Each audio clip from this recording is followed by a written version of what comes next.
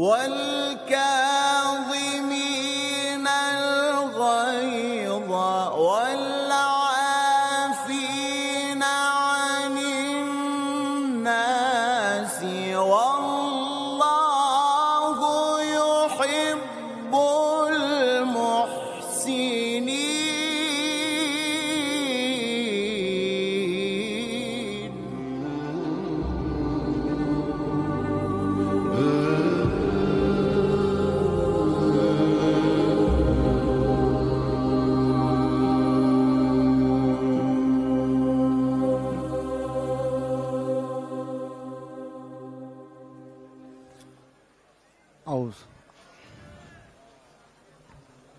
اعوذ باللہ من الشیطان اللعین الرجیم. بسم اللہ الرحمن الرحیم.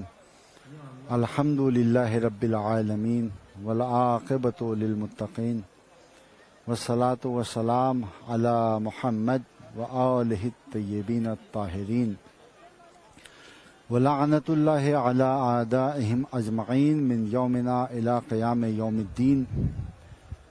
اما بعد، قال اللہ تعالی فی محکم کتابہ المبین.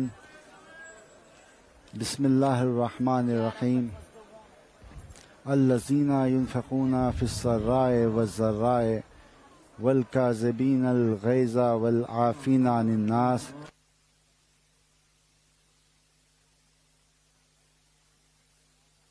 رحمۃ اللہ وبرکاتہ. یہاں مقدس سرزمین کاظمین، امام موسیٰ کاظم علیہ السلام اور امام محمد تقی علیہ السلام کی بارگاہ سے آپ کے سامنے حاضر ہوں. اولاً تو اپنی طرف سے اور آپ تمام ناظرین کی طرف سے، بلکہ جہان کے تمام تشیعوں کی طرف سے ہمارے زمانے کی خدمت میں اس مقدس سرزمین سے سلام پیش کرتے ہیں. السلام علیک یا بقیت اللہ فی ارضہ. ناظرین،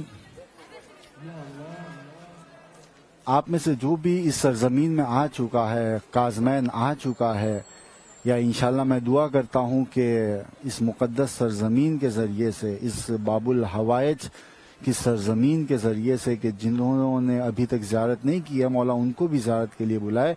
لیکن جو آ چکے ہیں انہوں نے دیکھا ہوگا کہ جب آپ باب القبلہ پر سے آئیں گے تو گیٹ پر وہی آیت لکھی ہے جو کہ میں نے پڑھی ہے ابھی، والکاظمین الغیظ والعافین عن الناس.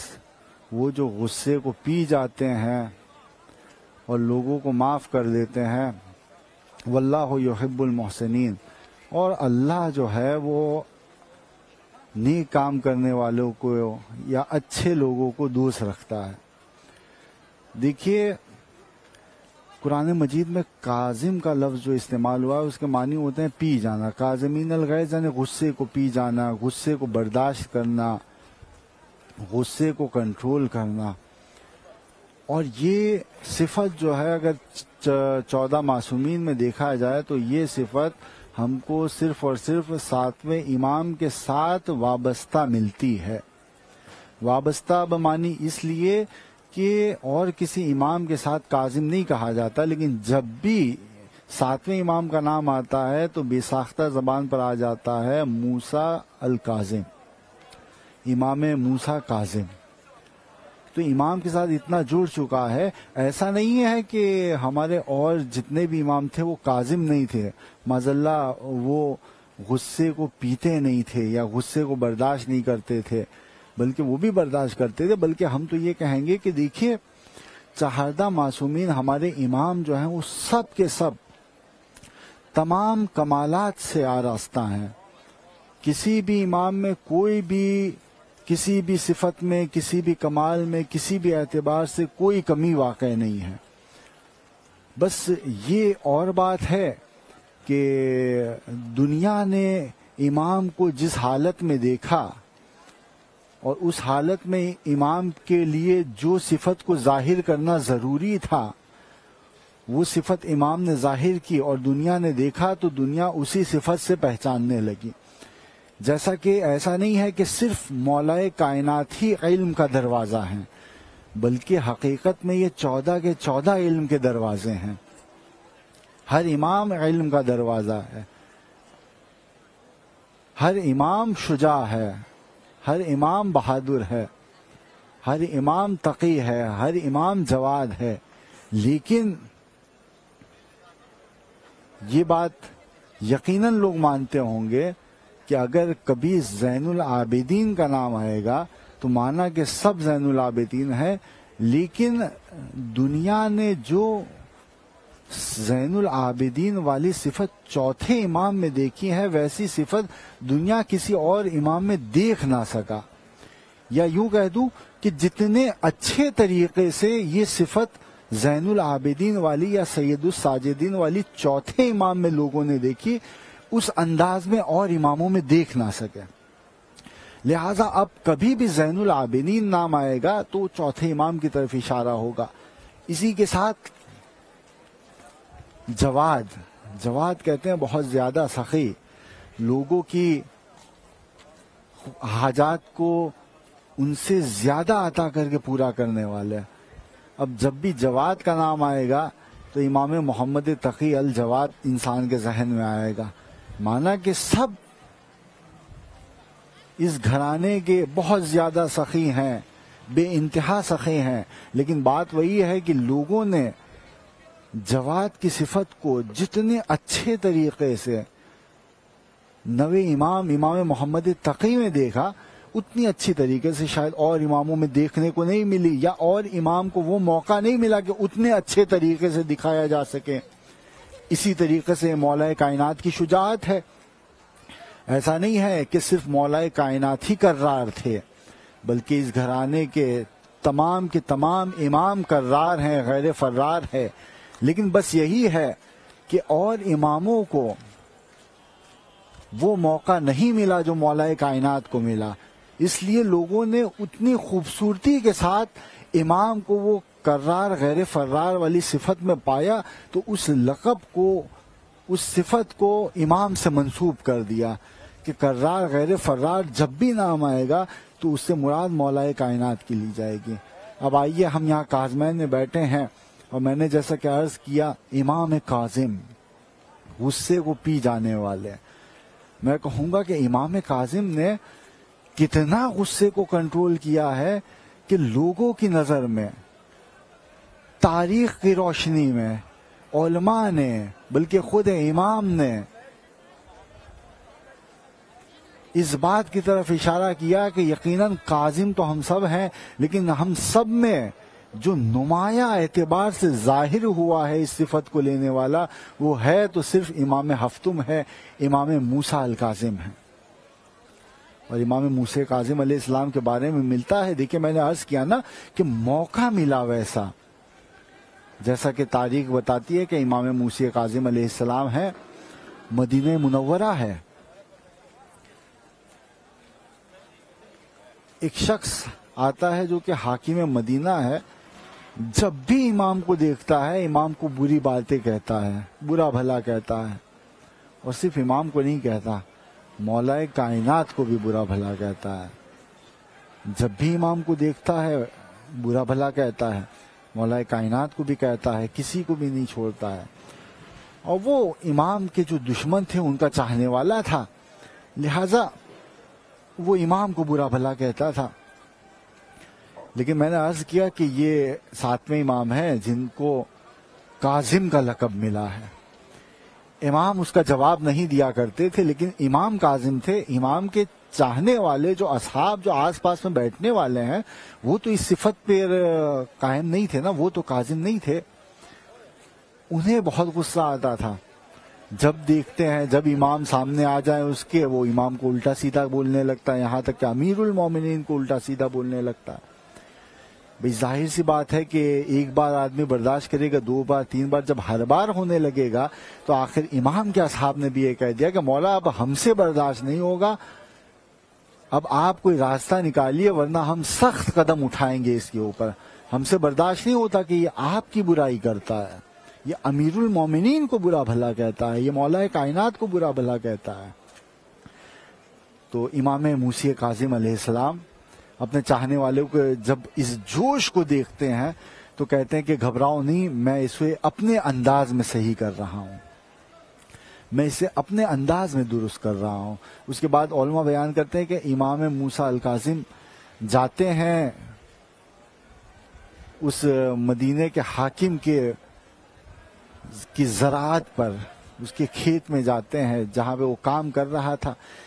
جیسے ہی امام موسیٰ کاظم جاتے ہیں وہ دیکھتا ہے کہ میری زراعت میں امام موسیٰ کاظم آئے ہیں۔ ایک مرتبہ امام سے کہتا ہے کہ آپ کیوں میری زراعت میں داخل ہوئے ہیں، آپ کیوں میرے کھیت میں داخل ہوئے ہیں، میرا کھیت خراب ہو جائے گا۔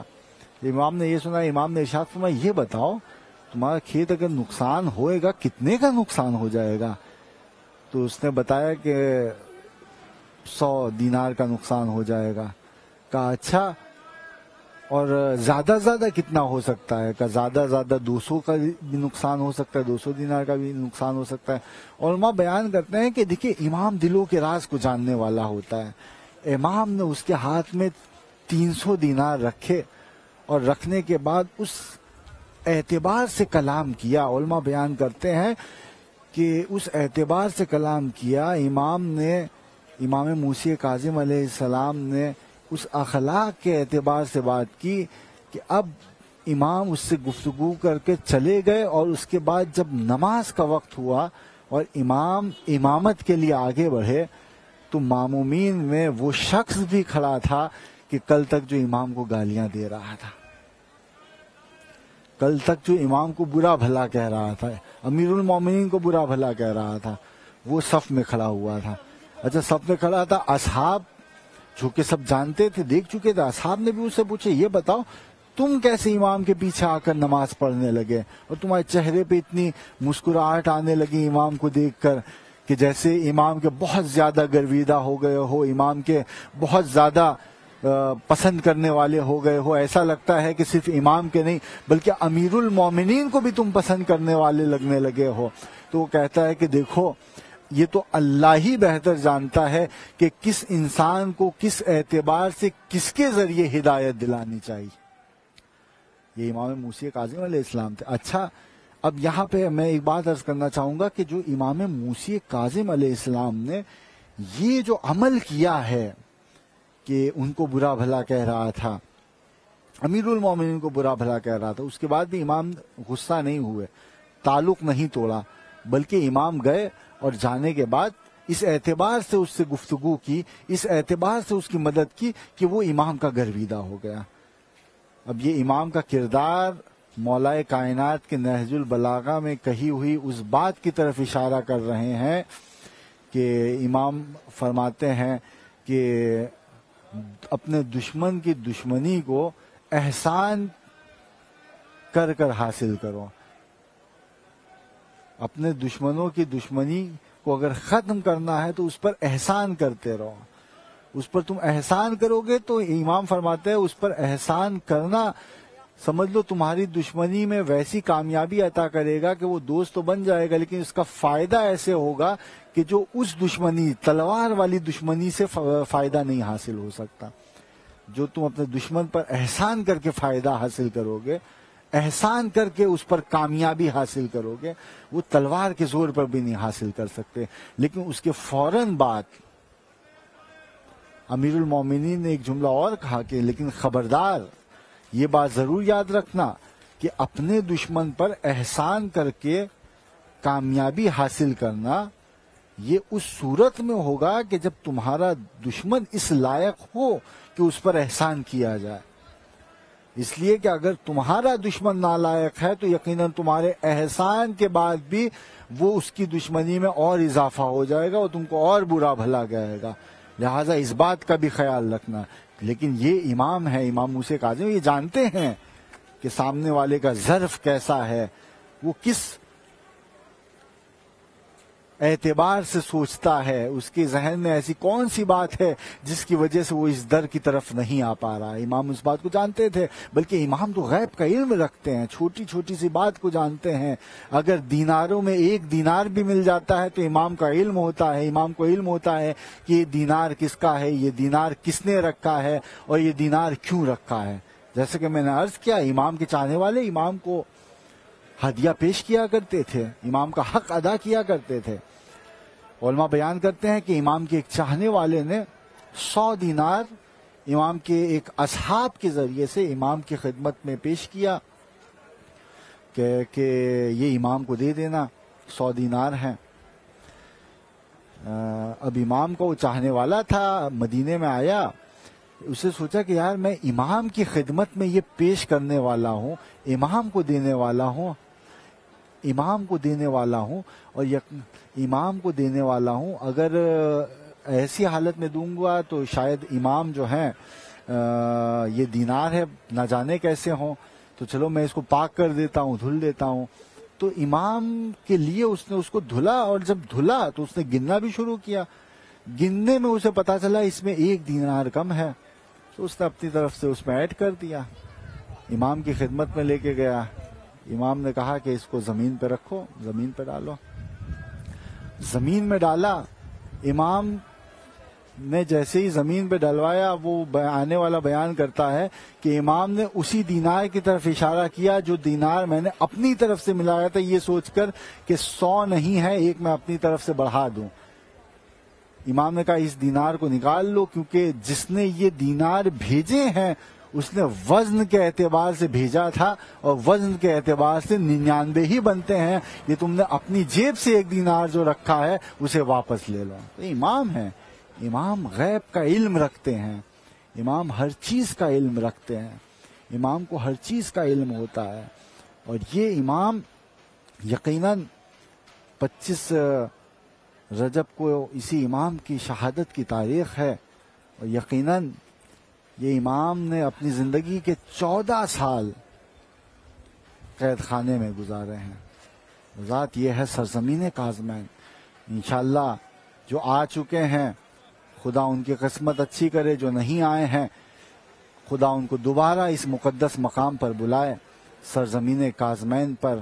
اور یقیناً یہ ایسی بارگاہ ہے کہ جس بارگاہ پر آنے کے بعد امام رضا ارشاد فرماتے ہیں کہ جس نے امام موسی کاظم علیہ السلام کی زیارت کی وہ اپنے آپ کو ہلکے میں نہ سمجھے، بلکہ وہ ایسا ہی ہے کہ جیسے اس نے امام حسین کی زیارت کی ہو۔ اور امام حسین کی زیارت، یقیناً امام حسین کی زیارت کا مرتبہ آپ لوگ بہتر جانتے ہیں کہ امام حسین کی زیارت، جیسا کہ معصوم ارشاد فرماتے ہیں کہ آدمی کے ہر قدم پہ نہ جانے کتنا ثواب ہوتا ہے، تو وہی ثواب امام موسی کاظم علیہ السلام کی زیارت پر ہے۔ اور یقیناً امام موسی کاظم علیہ السلام تاریخ میں نمایاں مقام رکھتے ہیں ان تمام اماموں کی طرح کہ جیسا کہ ہمارے امام اس کائنات میں ہیں، ہمارا ہر امام نمایاں مقام رکھتے ہیں۔ والحمدللہ رب العالمین۔